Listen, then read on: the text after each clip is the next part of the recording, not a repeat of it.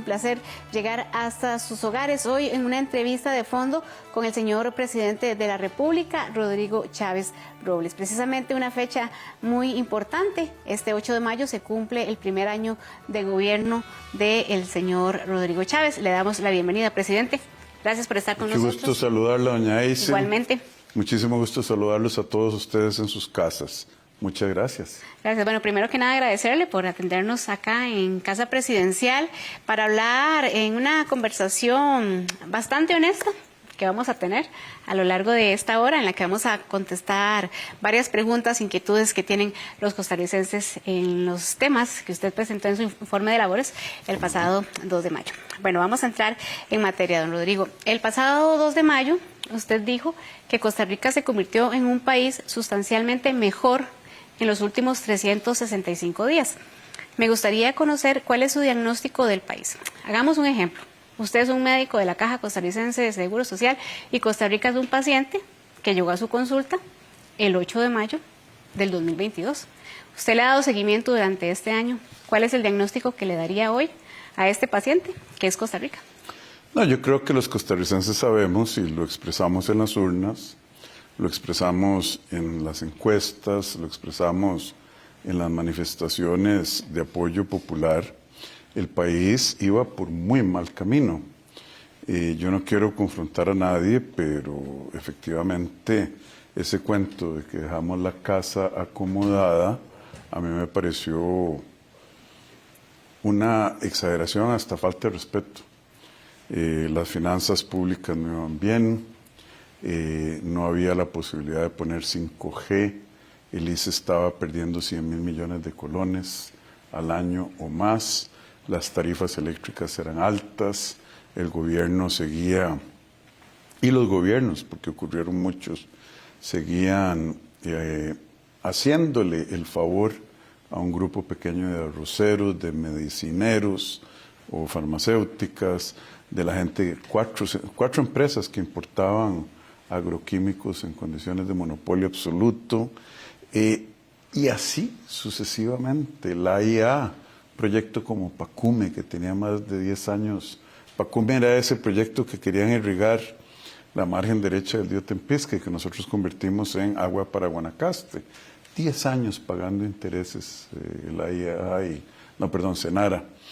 Y así sucesivamente, doña Isla, había una sensación de falta de confianza del costarricense, un país muy dividido, un presidente que salía y le gritaban en la calle, le decían cosas feas, había que sacarlo y montarlo en el carro.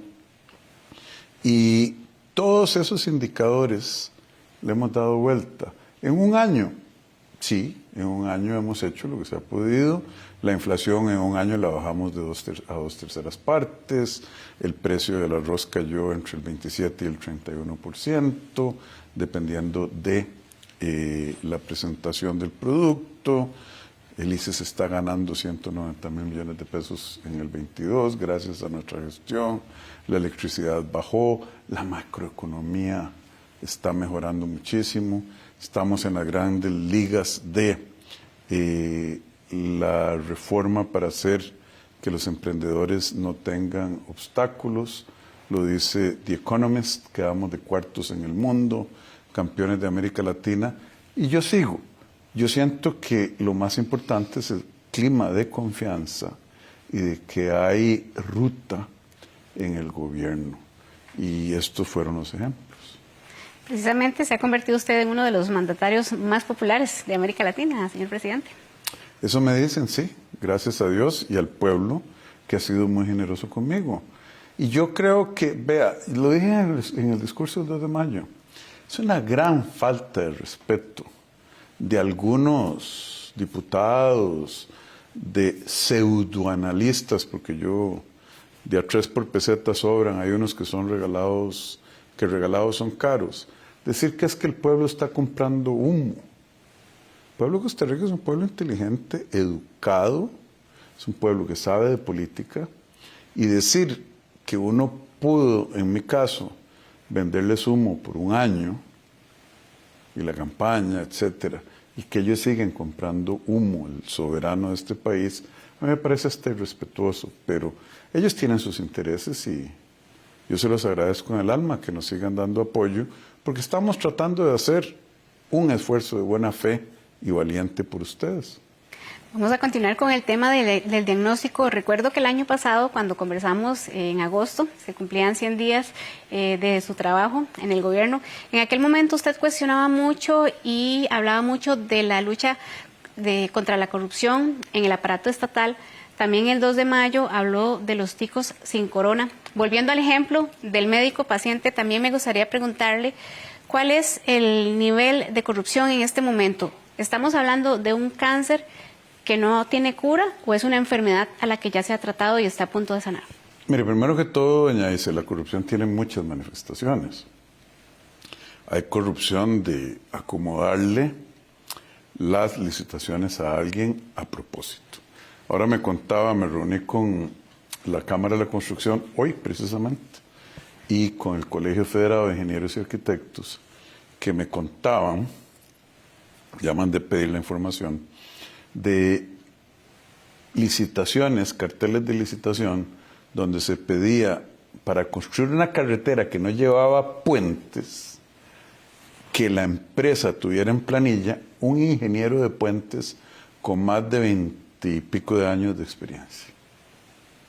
Y resulta que solo una empresa en Costa Rica tenía a esa persona en ese momento. Y la empresa era una de las cochinillas. Y ese es un ejemplo. Esa es la corrupción descarada. Después hay corrupción de, presidente, diga que usted regula el precio del arroz, o regulemos el precio del arroz de esta manera para que los industriales del arroz puedan importar sin impuesto de importación, 32% ellos, 0, y los otros tengan que importar con 32% de desventaja. Eso para mí no me parece correcto porque es el utilizar políticas públicas para favorecer a los que donaron a la campaña, o a mi amigo, o al que me caiga bien, o peor. Es que eso es lo más triste, peor. ¿Qué? ¿Qué pasó? ¿Por qué hicieron eso? Desde el gobierno de Daniel Oduber, eso que hace fue 40, 50 años ya. Venimos en eso, las medicinas, etc. Yo he tomado decisiones muy difíciles, precisamente. Y despedimos a 3 personas que nombraron ilegalmente en el Instituto Costarricense de Electricidad. Cambiamos a toda la gerencia del instituto, del ICE, y fíjese la vuelta que dio. Entonces, sí, hay leyes, hay mecanismos que se han ido brincando, pero la verdad es que el ojo del amo es el que engorda el ganado. Y por eso yo y mis jerarcas estamos poniendo mucha atención. Fíjese lo que hicimos con la caja. ¿Qué gobierno hubiera tenido esa valentía? O ahora más recientemente el escándalo que están tratando de hacer alguna gente poderosa y conectada con el hecho de que la Fundación Omar Dengo se le venció un convenio que tiene de 40,000 millones de colones al año, nada menos. Se venció, nosotros no estamos rompiendo el convenio, y dijimos no lo queremos extender porque no vemos el resultado para usted, para los hijos de los camarógrafos. Se lo iba a preguntar más adelante, pero ya que lo menciona, cuéntele a la gente realmente qué era lo que estaba pasando. No, lo que pasó fue, y yo tengo que ser muy directo, durante la administración de Óscar Arias Sánchez, el presidente del Congreso era don Francisco Antonio Pacheco y su señora esposa, doña Clotilde Fonseca. Creo que Rodrigo Arias, un montón de personas muy distinguidas, cercanas al Partido de Liberación Nacional, y doña Clotilde fundaron una fundación. Y el ministro de Educación de aquel tiempo les dio un convenio. Vamos a dar plata para que ustedes hagan algo que el Ministerio de Educación Pública no puede hacer hoy, que es precisamente educar en tecnología. Bueno, se cierra el telón, como decían los chiquillos. Se abre el telón, caemos en el año 2023, 227,000 millones de colones después, vemos los resultados, y decimos, no, ¿cómo puede ser que con esa cantidad de dinero haya tan pocas computadoras en el MEP? ¿Cómo puede ser que esa fundación tenga docenas de vehículos que pagó el MEP a nombre de ellos? ¿Cómo puede ser que les transmitamos 1.600 millones de colones al mes a la fundación y les metamos otros 24.000 millones de colones en salarios de funcionarios del MEP para que hagan el trabajo? ¿Cuántos muchachos salen, se gradúan, ¿verdad?, de ese programa PRONAE y salen listos a trabajar en cómputo? Poquísimo. Cero casi. La mayoría de los niños, cuando hicimos las encuestas y empezamos a evaluar, no sabían dónde estaba el símbolo de arroba y para qué era. No, mire, hay una cantidad. Entonces, se vence el contrato, se vence el convenio. Y ahora se rascan las ropas muchos, diciendo, ¿cómo puede ser? ¿Cómo le explico yo 40.000 millones de colones a un costarricense de la calle? ¿Qué significa eso? En un año. El MEP va a tener que hacer lo propio. Y entonces dicen que eso es, de todo han dicho, es que quieres desmantelar la institucionalidad. ¿De cuándo acá una fundación privada es parte de la institucionalidad pública de Costa Rica? ¿Desde que a ellos les sirve? ¿O desde que tiene una ley constitutiva del Estado costarricense creando una institución? Yo creo que es claro. Y esa es una forma de favorecer, etcétera, que a mí no me parece en lo más mínimo transparente. ¿Hubo algún proceso licitatorio para asignar esos recursos, hacer esos convenios? No. Nunca. La Contraloría nos dice que para el pelo ver esos reportes y decir, bueno. Entonces, eso es lo que estamos haciendo, Isel. Limpiando la casa. Pero cada vez que usted agarra un programita como el PRONAI, le está quitando 40.000 millones de dólares a una entidad privada. ¿Y usted cree que lo toman con amabilidad? Lo mismo con CINDE. Otro tipo de relación que francamente es inapropiada. Vamos a hablar más adelante de CINDE. Vamos ahora a entrar ya al análisis de los datos. Me gustaría enfocarme en 4 temas que para mí son fundamentales, principalmente porque son los temas que más le importan y le afectan al costarricense de a pie, a las personas que popularmente decimos la pulsean en la calle. Estamos hablando del empleo. A los que yo llamo el soberano. Exacto. Mis jefes, por los que yo trabajo. No me les diga de a pie. Porque, bueno, les decimos de a pie, pero ellos saben que ellos son... Nosotros gobernamos con propósito, y el propósito es el bienestar de ellos. Y no se los digo como una frase política vacía. Por eso es tanta bronca. Vamos a hablar precisamente de estos temas, economía, reactivación económica, el tema de la seguridad ciudadana y el tema de la educación.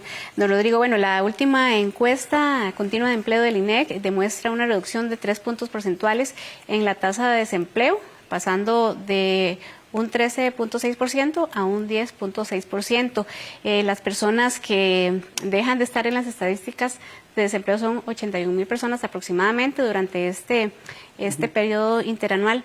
Sin embargo, también hay un dato en el INEC que llama la atención y me gustaría que usted me diera su interpretación, porque hay una baja de un 4% de la fuerza laboral. El INEC dice que este 4% podría haber inducido esta rebaja en el desempleo. ¿Qué opina usted al respecto, don Rodrigo? Vamos a ver, esos son los desalentados. Pero al pueblo de Costa Rica le gusta que le pongan las cosas en un contexto más amplio. Acuérdense ustedes de que antes de la pandemia, que tuvo impactos económicos reales, producto de la realidad de la pandemia en sí misma, pero también de errores enormes de política pública. La gente se acuerda del doctor Salas y las conferencias de prensa que ellos daban, que eran un poquillo diferentes a las mías, ¿verdad? Antes de esa pandemia, el desempleo en Costa Rica estaba cerca de, ¿por dónde habrán dado? 17%, 16%. Usted, más joven que yo, tiene mejor memoria, ¿se acuerda? Aproximadamente, sí, 17, 18%. Bueno, si ahí me equivoco, ustedes corregirán. Y ahora estamos al 10.6%. Es la más baja en los últimos 4 años, precisamente. En los últimos 4 años, y yo creo que un poquillo de antes también. Entonces, esos detalles de, bueno, es que hay un grupo de desalentados y para esta medición hay que fijarse. Mire, en el bosque de las cosas van muy bien. Estamos emprendiendo más. Se han bajado las restricciones. Estamos haciendo trabajador independiente con la caja. Estamos con un programa nacional de empleo, el ANE, ¿verdad? Donde usted llama y le dan consejo. Estamos trabajando con las empresas para formar la gente del INA. Estamos reactivando la economía en general al bajar la inflación, bajando las tasas de interés para que la empresa constructora pueda vender más casas, porque ustedes saben que la venta de las casas depende de la tasa de interés porque a la gente le interesa cuál es el monto de la mensualidad. Estamos reactivando la economía. Que sí, que un mes puede ser que haya aumentado la tasa de participación y el número de desalentados, puede ser, o en un trimestre, pero la tendencia es clarísima y en nuestro gobierno lo hemos acelerado brutalmente. Don Rodrigo, bueno, usted lo plantea de una forma muy correcta. Sé que es un problema que viene de administraciones anteriores, pero aún a la fecha hay 249,000 personas que no tienen un empleo. Muy doloroso. Lo más duro aún es que de estas, el mayor porcentaje, 129,000, son mujeres. También hay un porcentaje muy alto de lo que es la informalidad, el subempleo. ¿Qué le podemos decir a esa gente que nos está viendo en su casa, que tienen ya la esperanza, digámoslo popularmente, por el suelo, de tocar puertas y no encontrarlas? ¿Qué le podemos decir a esas personas? Vea, decía alguien que la definición de una recesión es cuando mi vecino pierde trabajo. La definición de una crisis económica es cuando yo pierdo el trabajo. Y yo entiendo eso perfectamente. Entonces, primero pongámosle a la mayoría de los costarricenses los números correctos en contexto. La misma encuesta que usted cita dice que la informalidad cayó por primera vez en años, 48.1%. Dice que el subempleo cayó muchísimo. Creo que cayó 7%. 7 puntos porcentuales. Que dicha que hice la tarea. Y usted no me mandó las preguntas, ¿verdad? Tercero, por 2 mediciones del INEC seguidas, las mujeres van consiguiendo más trabajos en números absolutos que los hombres. Entonces están compensando las cosas. Esto dicho, yo no duermo. No, yo sí duermo, es mentira, ¿para qué lo voy a mentir? Gracias a Dios.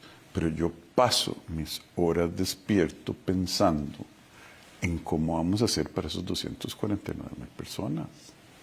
Cómo vamos a hacer para la señora que no tiene acceso al Sensinay y por eso no puede conseguir trabajo, y cuando consigue trabajo le quitan el subsidio.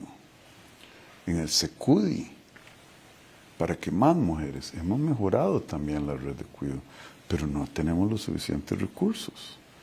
Y vea, uno puede escoger entre varias cosas. Yo siento que hay decisiones difíciles. Gobernar es fácil, perdóname que le diga, siempre y cuando usted gobierne con un solo propósito. Si usted gobierna para complacer al grupo empresarial a la fundación esta, a la industria esta, al otro, ahí es donde se le complica la cosa. Pero si uno gobierna solo para beneficiar al pueblo, es comparativamente fácil. Las decisiones son difíciles. Acuérdese cuando la inflación en agosto del año pasado estaba al 12.5%, 12.4%. Y el precio de los alimentos, bueno, yo pensando, ¿qué hace la gente para comer? Bueno, les dimos una compensación, ¿se acuerdan? Bono. Que no fue como el bono proteger ese escándalo, no. Fue un calladito, el hecho de que no haya habido escándalo es la mejor evidencia. Les dimos un bono para la inflación por 3 meses.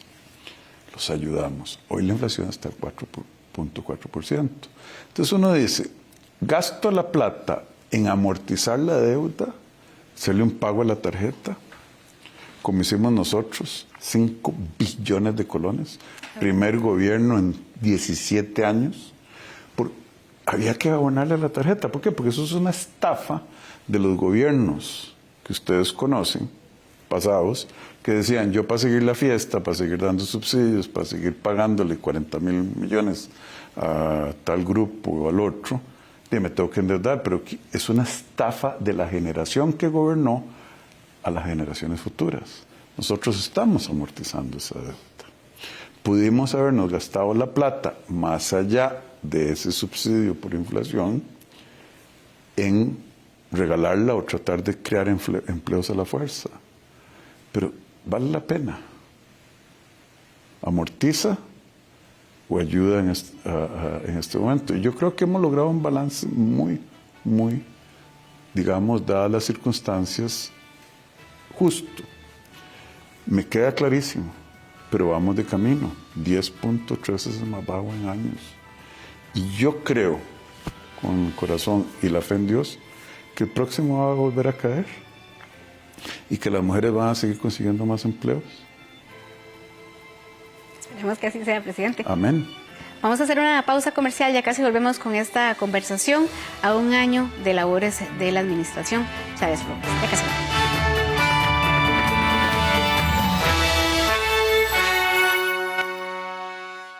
Un grupo de adultos mayores asiste a un taller de sexualidad en un club social.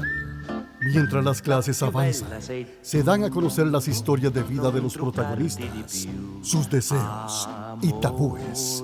El Club del Deseo. Los viernes a las 10 de la mañana por Canal 13, nuestro canal. Favorezca el desarrollo y aprendizaje de las niñas y los niños desde el nacimiento hasta los 4 años de edad. Ofrézcale experiencias en lugares con zonas verdes, donde tenga contacto con texturas provenientes de la naturaleza como agua, arena, plantas, animales. Dele la oportunidad de explorar. Haga que cada momento sea único y especial. Educación de la primera infancia.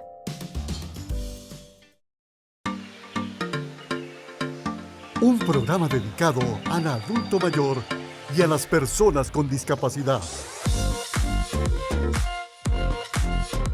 Nexos. Por Canal 13, nuestro canal. Usted está viendo Canal 13, nuestro canal. A continuación, conversamos.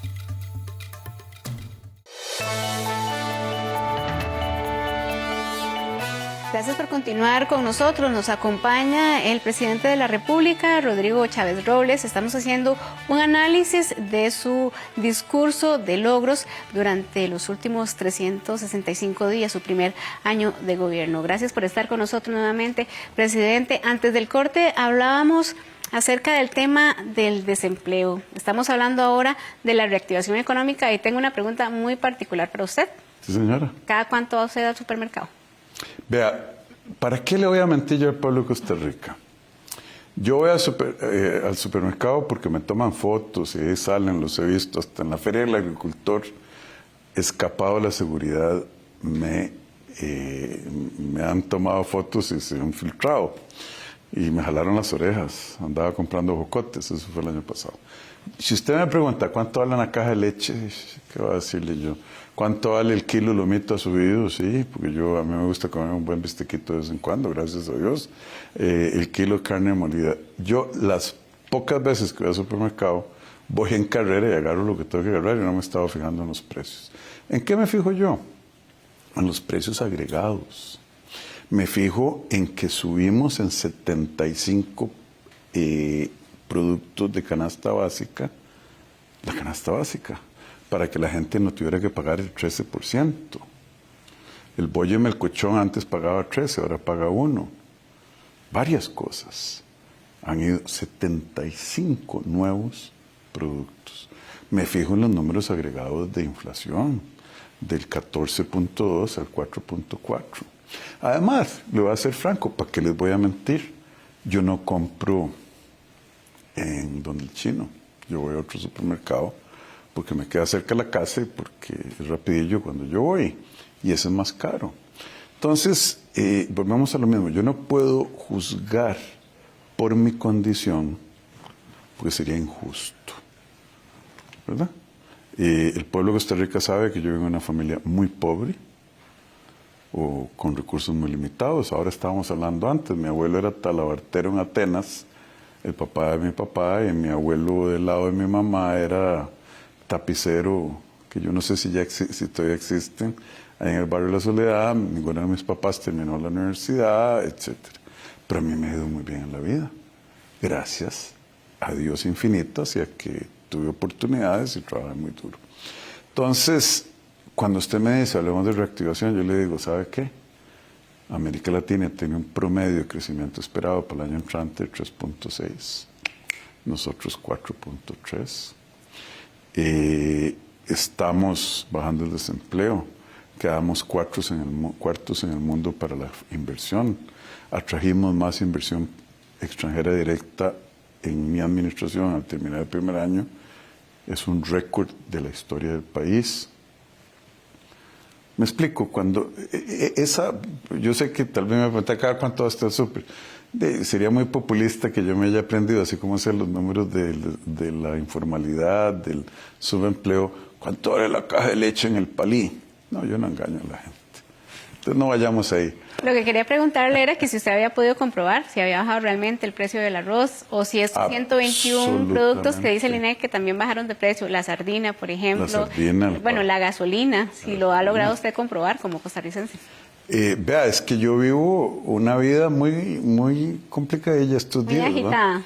Sí, yo me levanto tempranito en la mañana y lo primero que hago es trabajar desde la casa en el WhatsApp con los ministros y las llamadas. Vengo aquí, reunión, entrevista, reunión, comiendo. Yo nunca como solo porque es una pérdida de tiempo. Es más, decían por ahí que almorzar en el trabajo es para gente floja, decía un amigo mío. Pero no, yo sí tengo que comerme el gallito, siempre me como trabajando con alguien.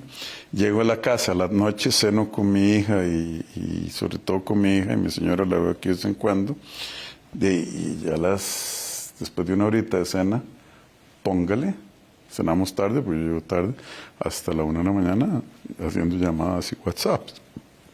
Entonces, si usted me dice, ya usted llena el tanque de su carro, ya yo no lleno el tanque de mi carro, antes sí. Pero ahora, pero sí sé que la gasolina bajó 40%, desde el pico hasta el bajo. Bueno, hemos aprovechado para conocer un poquito más de su vida personal también en este informe de labores y un poco de biografía, ¿verdad, don Rodrigo? Sí. No, es que yo digo estas cosas porque después sale alguien y dice, ese viejo, usted sabe cómo son. Dice que ya no va al súper a hacer las compras y que como él es un acomodado que vive en el barrio tal, no sabe lo que es ser pobre. No, a mí no me tienen que contar.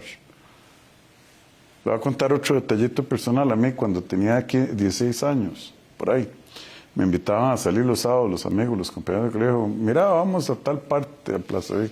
¿Usted sabe por qué no me gustaba salir a mí? ¿Por qué? Pues yo tenía 2 pantalones y un par de zapatos. Y eran los del uniforme azul, en aquel tiempo era azul y blanco, azul y celeste. Solo 2 pantalones tenía un par de jeans y tenía un par de zapatos negros que eran los del colegio. Y unas camisetillas de cuello, y lo único que me cambiaba era eso. Y los otros chiquillos, dichosos, que Dios los bendiga, andaban con tenis, Adidas y jeans.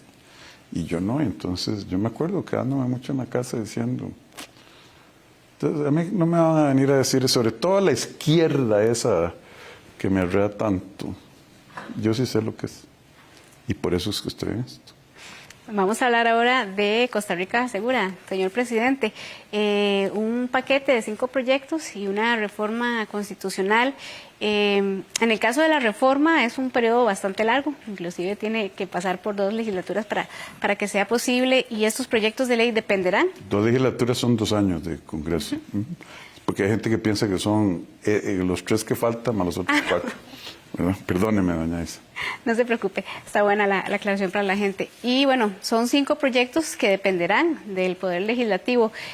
¿Vale la pena realizar estas acciones ahora, tomando en cuenta la situación que tenemos de inseguridad, las bandas criminales que cada vez son más evidentes, los ataques que se dan, o se requerían acciones más inmediatas en Costa Rica, señor? No, es que aquí no tenemos el lujo de decir secuencia. Estamos actuando en lo urgente y en lo importante. inquietante al mismo tiempo y en paralelo. Decían los chinos, o dicen, tienen dicho que la caminata más larga del mundo empieza con un paso. El hecho de que esto se lleve 2 años, más bien lo de la extradición a gente que está metida en el crimen organizado internacional y que ticos que cometen delitos en otros países, eso debe haberse hecho hace muchos años, como hizo Colombia, como hizo México. Y se deshicieron de Chapo Guzmán. ¿Se acuerda que lo tenían en la cárcel? Esa gente tiene tanta plata, tanto recurso, que se ocupa mucho dinero y mucho recurso para poderlos controlar. Entonces el Chapo pagó para que le hicieran un túnel hasta con carrito. Bueno, que no tuviera que correr debajo del túnel, se lo llevaron jalado, yo no sé si como... en una moto fue. Entonces el gobierno americano, los Estados Unidos, tiene los recursos para contener a alguien con tantísimos recursos. Nosotros vimos en México y en Colombia que Pablo Escobar tenía su propia cárcel, Chapo se salió, y entonces sí hay un elemento para los verdaderamente peces grandes, vas a terminar allá y se acabó. Pero no se ha querido hacer. Lo de las leyes, vemos cómo hemos decomisado 2.000 armas en este gobierno, 2.000 armas, incluyendo ayer en la balacera que se pegaron los polacos con los diablos, en Pavas, economizamos 3 AK-47. Y en general, 2.000 decomisos de armas ilegales o de gente que portaba armas ilegalmente, 17 sanciones. Y eso no es el ciudadano honrado, honesto, que se preocupa y carga un arma reglamentada y con permiso. No, a esos no les queremos quitar las armas. Pero es que la ley dice, las sanciones a esta gente que anda con AK-47 son tan ridículas que los agarramos y las quitamos. Váyase para la casa con un manazo en una palmada en la mano. Eso no es castigo. Ahí destaco el llamado que hizo usted a los otros poderes de la República para que apoyen también las iniciativas y luchar contra todo este crimen organizado que nos está afectando.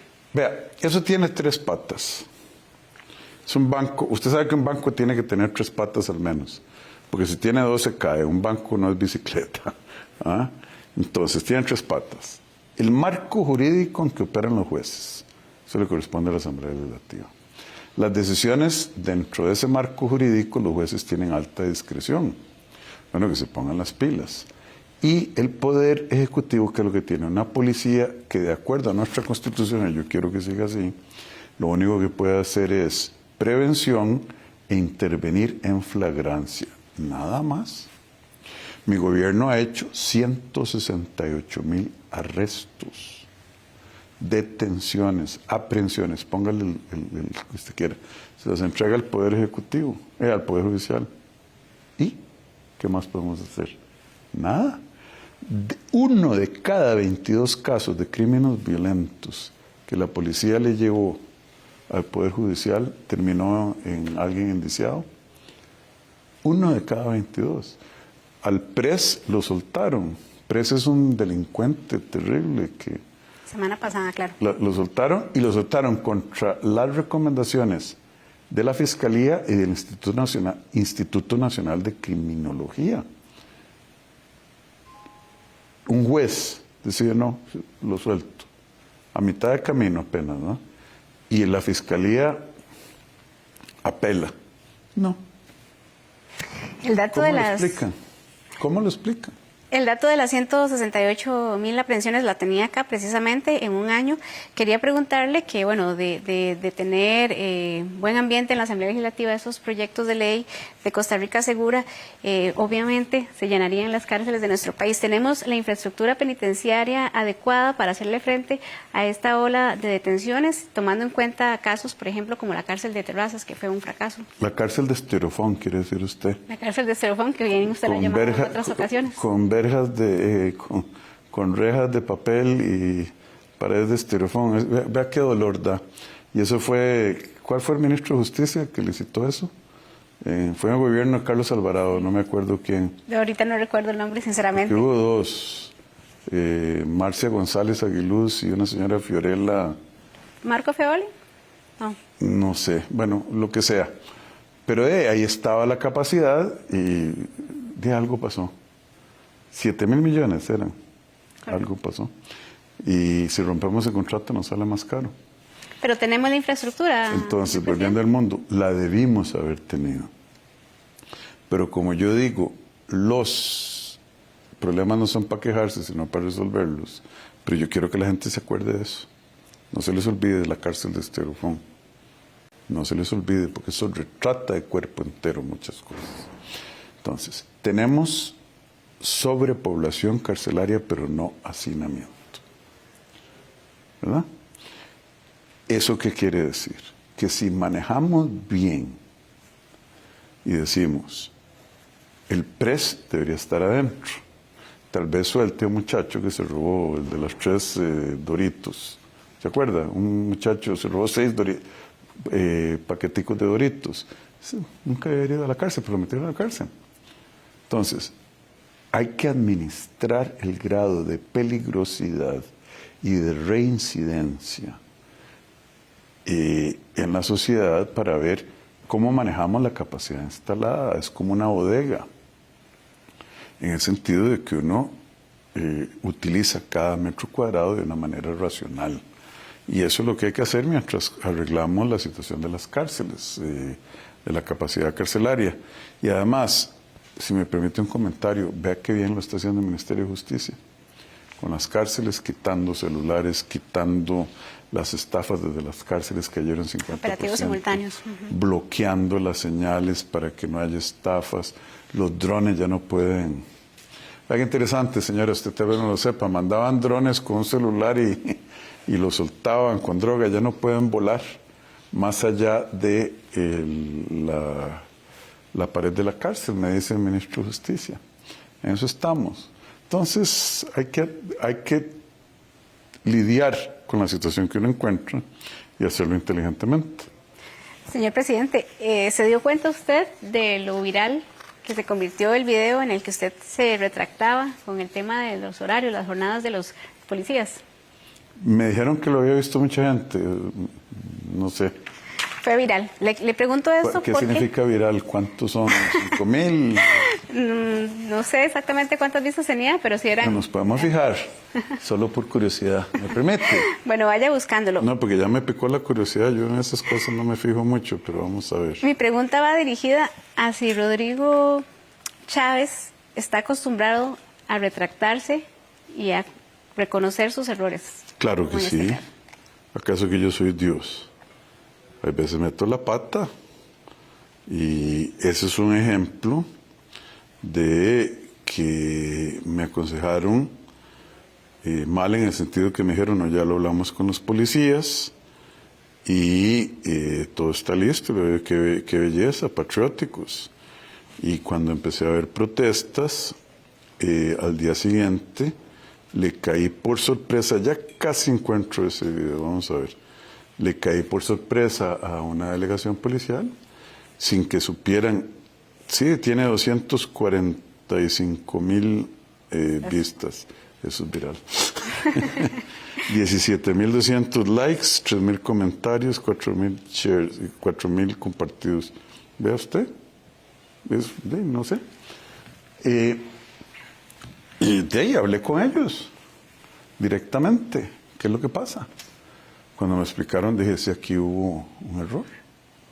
Y me vine para acá a decirles, viéndolos a los ojos, discúlpenme, olvídense de eso, me equivoqué. Yo lo dije en la campaña, cuando yo ando con los valores,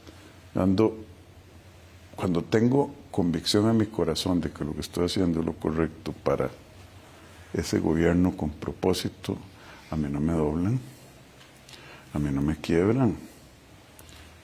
Usted sabe las cosas que cuando uno habla de poner escáneres, imagínense cómo se pone cierta gente y las cosas que dice. Vamos a repetir la parte para no hacerle publicidad a Rodrigo Arias. No, déjelo que se haga risa. Vamos de nuevo con esa. Okay. Entonces, ahora, si yo me equivoco, ¿por qué? ¿por qué no decir a la gente, sabe que cometí un error? Yo me he equivocado públicamente 2 veces. Me he equivocado varias veces y 2 veces salí a pedir disculpas públicamente en una cadena nacional de televisión, y este video que usted menciona que tiene 245,000 vistas. Luego de escuchar su respuesta, me viene a la mente la siguiente pregunta. La UCAEP y AmCham hacen una solicitud de replantearse la revisión del contrato con CINDE. ¿Estaría valorando usted la posibilidad de decirle al ministro Tovar reconsiderar esa decisión, o es una decisión ya tomada y en fin? Vea, para que usted vea lo que es Rodrigo Chávez. A mí, CINDE me canceló varias reuniones que yo les pedí. Incluso ofrecí ir a la Torre Universal, donde están ellos, para que me reuniera toda la junta directiva. Al fin dijeron sí, lo vamos a ir a ver. Yo estaba esperando a la junta directiva y se presentó nada más el presidente con una funcionaria, que no está en la junta directiva. Tuvimos una reunión y bueno, pasó el tiempo, no presentaron propuestas, no hicieron lo que nosotros esperábamos correcto hacer cuando uno recibe 2.200, 2.500 millones de colones que le pertenecen a quienes nos ven, a los que pagan impuestos. Y el Procomer tomó la decisión, no hubo un solo voto en contra, incluyendo las cámaras, y la gente empieza a hablar y me mandan a pedir una reunión. Digo yo, pero esta vez iba a ser con la junta directiva. Sí, esta vez íbamos todos. Bueno, vengan. Y vienen, hoy es lunes 8 de mayo, vienen mañana martes. Yo los voy a escuchar, a ver qué traen. Ahora, para ser franco, si no me convencen, y se me convencen y llegamos a un acuerdo, lo único que a mí me interesa es el bienestar del país. Pero ahí se ven cosillas feas también, que hay que aclarar y mañana se las voy a preguntar. Estaremos pendientes de esa reunión, don Rodrigo. Bueno, pero, es decir, yo no estoy diciendo que haya nada feo, pero hay cosillas que se ven que hay que revisar y mañana se las pregunto. Entonces, no, yo no ando con jueguitos de esos. Vamos a hacer una pausa comercial, ya casi volvemos.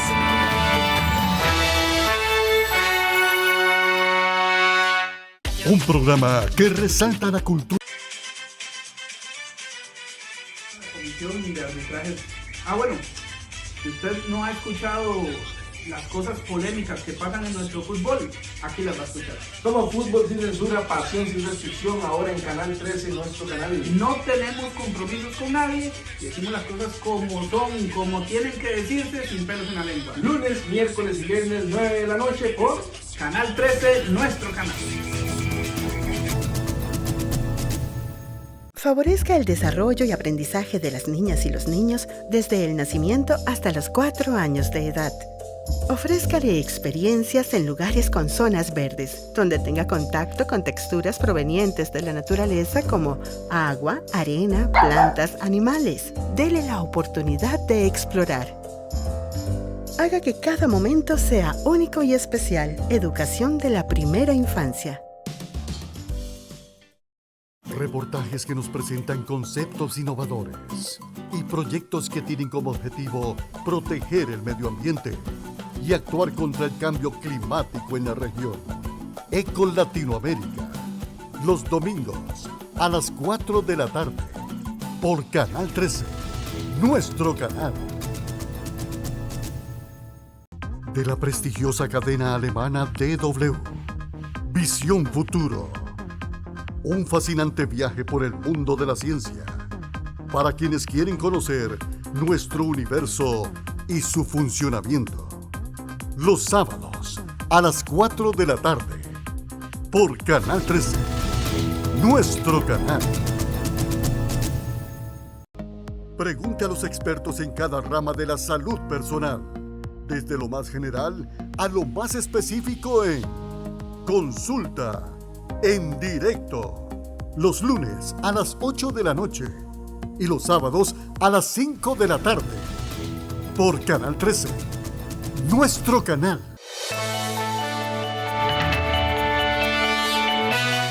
Gracias por continuar con nosotros. Estamos en entrevista con el señor presidente de la República, Rodrigo Chávez, hablando de su primer año de gobierno. Señor presidente, antes de ir a la pausa nos quedaba pendiente el tema de la educación. Ya habíamos mencionado todo este tema de la Umardengo, pero también hay un tema muy importante que usted destacó el día de su discurso, el 2 de mayo, y es el ahorro de 1.300 millones de colones provenientes de la suspensión de 62 contratos de alquiler del MEP. Esto sería invertido en construcción y mejoras en infraestructura. ¿Tienen ya una lista de prioridades, centros educativos que estén en las condiciones más complicadas? Sí, claro. Mire, es una de las cosas más tristes que reportar. Cuando entró la ministra, doña Ana Caterina Müller, y ella traía órdenes de entrarle a ese 20%, yo no sé cuánto ya la verdad, 1.000 escuelas eran más o menos que tienen orden sanitaria.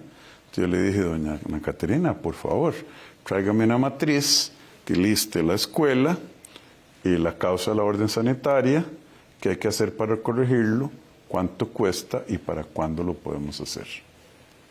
Lo que preguntaría a cualquier persona razonable. Y resulta que el DIE, la Dirección de Infraestructura Educativa y Equipamiento, no tenía la lista. Tuvo que ponerse con un lápiz. Y ahora sí ya la tenemos, estamos trabajando muy duro en eso.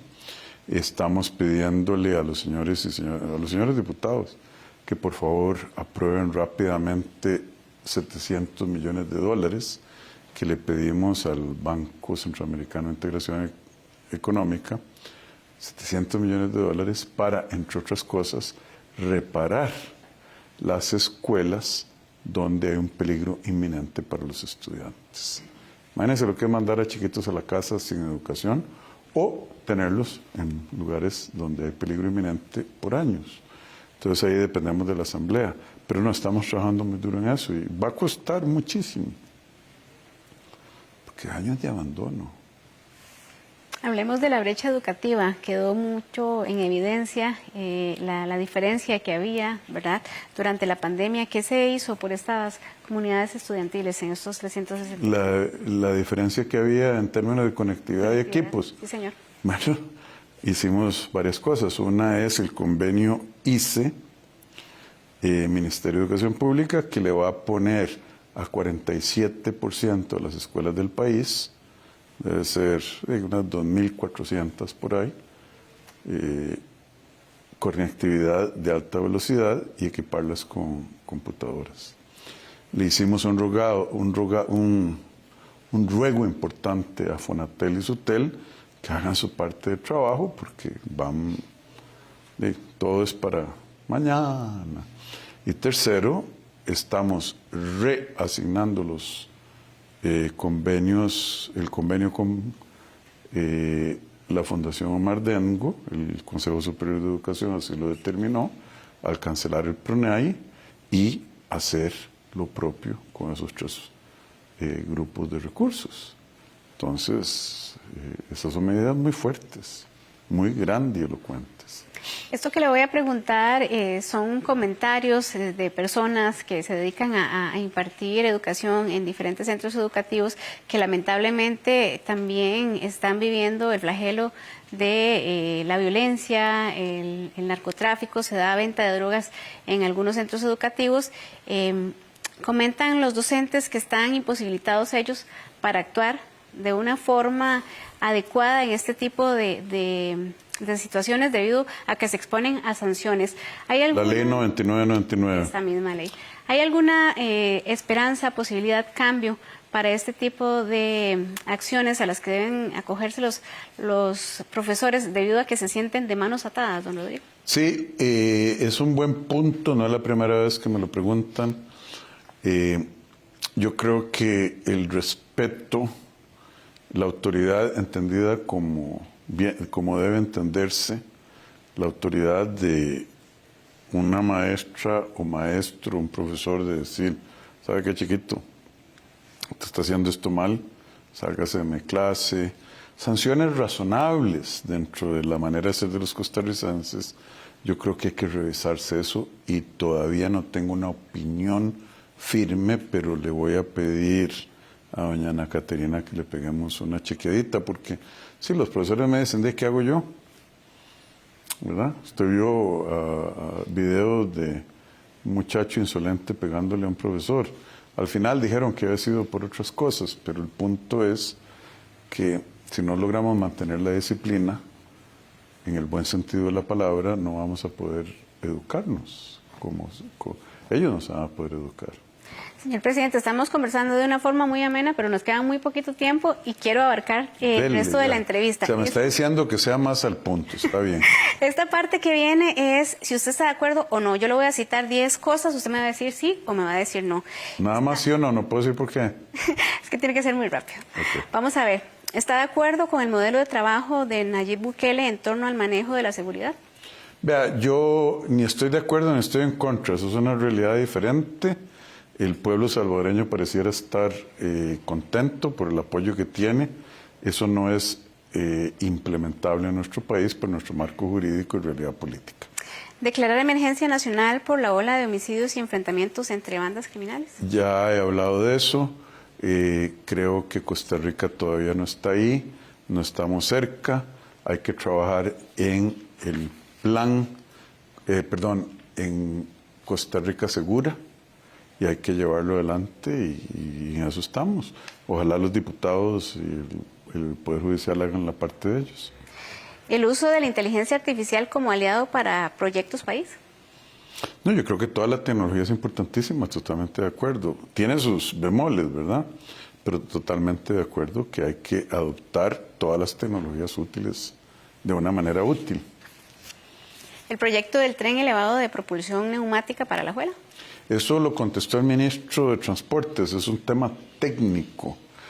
Tiene las finanzas, tiene la estructura financiera, daría la tarifa, cuánto es el subsidio. Estoy esperando que me traigan un estudio fundamental. ¿Ha sentido avances y mejoras en el caos vial de las principales rutas del país? Perdóneme. ¿Ha sentido avances o mejoras en el caos vial en las principales rutas del país? No. Obviamente que estamos en un proceso de reconstrucción. La circunvalación norte, habíamos dicho que había que ponerle multas al contratista. Creo que en estos días se vencen, tengo que chequear para acelerar eso. Estamos haciendo, gracias a Dios, a gran velocidad el túnel de la Galera. Eso va avanzando, pero hay un atraso enorme. ¿Estarían pensando en ayudas adicionales a familias y las personas que están altamente endeudadas y quienes ahora se arriesgan a préstamos gota a gota? Ahí, dígame cómo. Por ejemplo, hay 14.000 millones de colones anuales que se ahorrarán con Ciudad Gobierno. Esos recursos estarían... ¿Y cómo le digo yo a la gente que fue responsable? Hay gente que se endeuda por razones que no están bajo el control de ellos, una enfermedad, Dios no quiera, una emergencia familiar, pero hay gente que también tarjetea y lo sacaron de las tarjetas. Hubo mucha gente que los bancos limpiaron y se fueron a endeudar gota a gota por razones que no son las correctas. ¿Cómo le explico yo a la señora Purral? Voy a agarrar esos 14.000 millones y repartirlos entre gente que yo no sé. Pero sin embargo, sí tenemos un programa con el Banco Popular, donde el Banco Popular está consolidando y extendiendo las deudas legítimas de la gente que está teniendo programas de flujo de caja. Sin embargo, peleamos durísimo en la Caja Costarricense de Seguro Social para que no le rebajaran a los empleados de la Caja más allá del salario mínimo inembargable. Y acuérdese, eso fue un pleito público con el expresidente de la Caja y con el miembro de la Junta Directiva que representaba los intereses de Copecaja, que ya no está o está suspendido por otras razones, pero fue parte. O sea, nosotros hacemos lo correcto, pero ponernos a regalar lo ajeno sin saber si es merecido o no, no lo sé. Vamos a escuchar muy rápidamente a María Flores, una señora de San José que quiere hacerle un comentario. A ver, doña María. Yo lo que le digo al presidente es que nos ayude a nosotros, a las personas como yo, que yo soy una persona, que soy una mujer sola y el IMA te ayuda solo 3 meses y yo no tengo trabajo ni nada. aquí vengo a recorrer las calles para pedirle ayuda a las personas. Vea, doña María, el IMAS anunció que, bueno, yo no sé su edad, no sé su condición familiar, no sé cuántos dependientes tiene, no sé si vive en casa propia, etcétera. Entonces, el caso suyo, doña María, yo no lo puedo resolver aquí con esa información que usted me dio. Lo que sí le puedo decir es, el IMAS tiene ahora una plataforma mucho más sencilla para que usted la atiendan sin tener que ir a pedir la cita, para después ir a pedir la cita, para después. Y si no tiene o teléfono inteligente o computadora, vaya a una oficina del IMAS y ahí la apuntan. Para ver los programas que a usted le corresponde. Nosotros tenemos la ley de la reforma de la seguridad social y de la asistencia social, perdón, no de la seguridad social, de la asistencia social. Ahí está en el Congreso empantanada, hay 22, 23 organizaciones que hacen eso y podríamos aprovechar la consolidación para ayudarle a más gente como doña María. Vamos a escuchar a don Jesús Guevara. ¿A don? Jesús Guevara. Don Jesús. Ya más que todo, ¿verdad? Yo creo que la inseguridad y el sistema económico que estamos pasando en estos momentos, tanto jóvenes sin trabajo como adultos mayores que no tienen un lugar de sostenimiento, por lo menos que le ayuden para que puedan laborar y tener el sustento de cada día. No hay que trate por todos los medios y con los diputados para que saquen las leyes adelante por el bien de Costa Rica. Totalmente de acuerdo con usted, don Jesús. Usted no me hizo pregunta, hizo una afirmación sabia y repito el ruego a los señores y señoras diputadas. Hay muchas cosas ahí. Les convocamos ya 48 leyes para esta sesión extraordinaria. Estamos esperando a que digieran esas 48 un poquito para mandar más.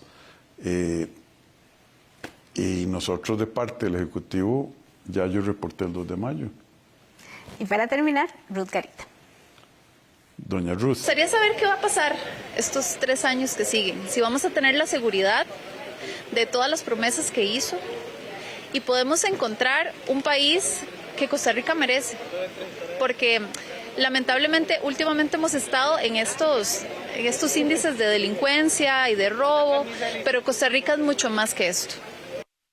No, Costa Rica, los compatriotas costarricenses, este pueblo bendito, merece uno de los mejores países del mundo.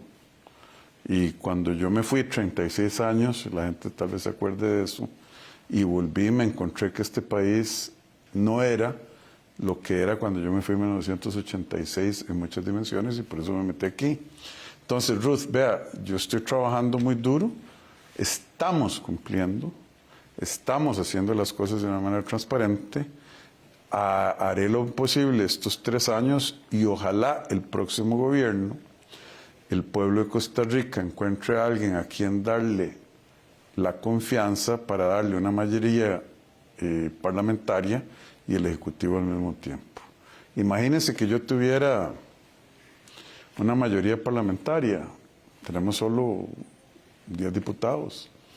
Entonces yo creo que aquí el pueblo, y ya yo no me meto en beligerancia política ni partidos, pero yo lo que le digo al pueblo es, Dios quiera que ustedes, soberanos, encuentren en alguna de las opciones para las próximas elecciones a alguien a quien usted le tenga la suficiente confianza para decir, tome, le vamos a dar la llave del carro, pero también la rueda del carro, pero también la otra parte que se ocupa, que es la capacidad de legislar con una mayoría. Así despedimos, don Rodrigo. Muchísimas gracias. Muchísimas gracias, doña Isel. Muchas gracias a ustedes. Bendiciones en sus casas. Le agradezco mucho.